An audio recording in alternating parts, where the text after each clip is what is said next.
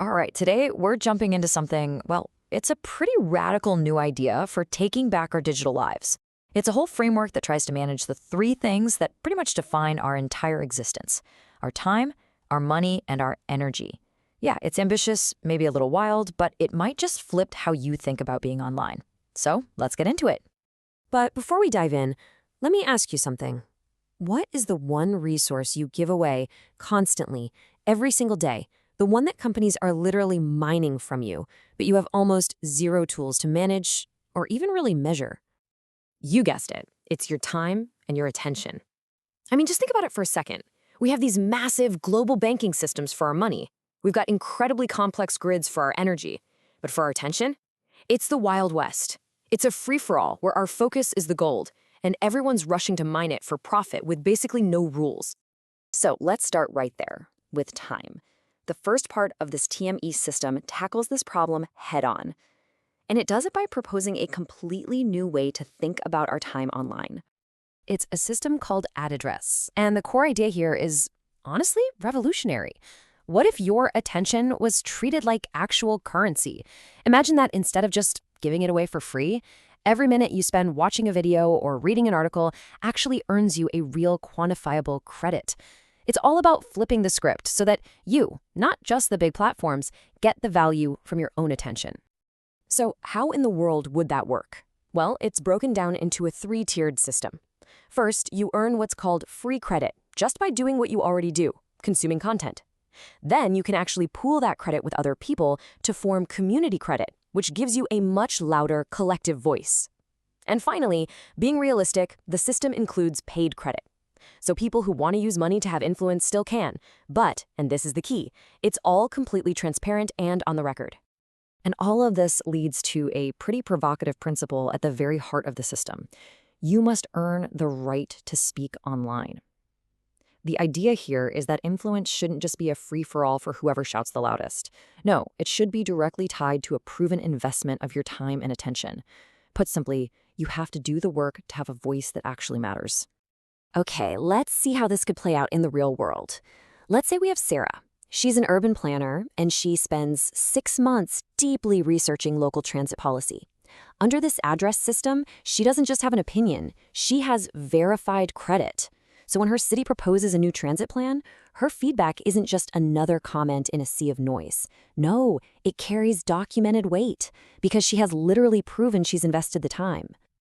All right, so that's time. Let's move on to the second piece of the puzzle, money.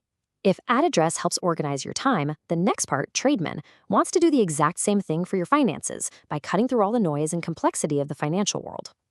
The approach here is called Trademan, and its whole goal is to make investing feel deeply personal and intuitive. The philosophy is that the best investment intelligence doesn't actually come from some analyst on Wall Street. It comes from your own life, what you spend your money on, what you do for a living, and the things you genuinely believe in. And this framework is built on 3 pillars. The money pillar is your short-term game plan. It uses your spending habits for something called behavioral hedging. The time pillar is your medium-term strategy. This is where you leverage your professional expertise. And finally, the energy pillar. That's your long-term vision, based on your deepest values and convictions. Let's make that feel real for a second. So, you've got Marcus. He's annoyed with how high his delivery fees are getting, so he decides to invest in the delivery company itself, basically hedging his own expenses.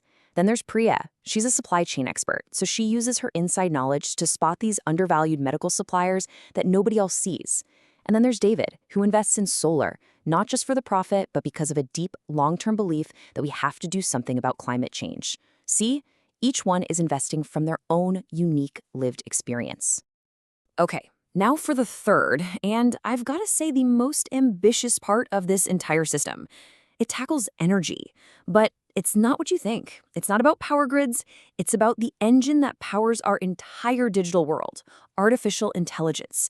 And the goal here is nothing less than to completely reimagine its fundamental architecture. Now, the source material for this kicks off with a really startling claim. It says AGI has been achieved. It's waiting for your cooperation. The idea is that artificial general intelligence isn't some future product that a big tech company is going to unveil one day. Instead, it's a decentralized potential that's already here, just waiting for all of us to connect and cooperate for it to emerge.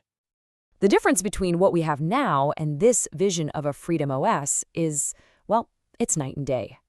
We'd be moving away from these centralized servers controlled by a handful of giants and onto a peer-to-peer network running on our own devices. We'd swap out static, pre-trained models for a living system that is constantly learning and adapting. And we'd replace these black box opaque algorithms with a transparent collective intelligence. So you're probably thinking, how could that possibly work? The proposed solution is to create a kind of universal language for all data. Imagine translating everything, text, images, sound, you name it, into the simplest signal possible, a positive, a negative, or neutral, a +1, a -1, or a 0. This incredibly simple universal code would become the fundamental building block for a totally new kind of shared intelligence. Now, the engine that drives this AI relies on two core mathematical ideas that basically act like a social contract. Think of the first one, HCF, as the process of finding the greatest hits from the community's knowledge, the stuff almost everyone agrees on. It finds the consensus. The second one, LCM, is like your own personal DJ. It takes those greatest hits and it mixes them into a recommendation that is perfectly tailored just for you. So it's this constant dance between the wisdom of the crowd and your own individual needs.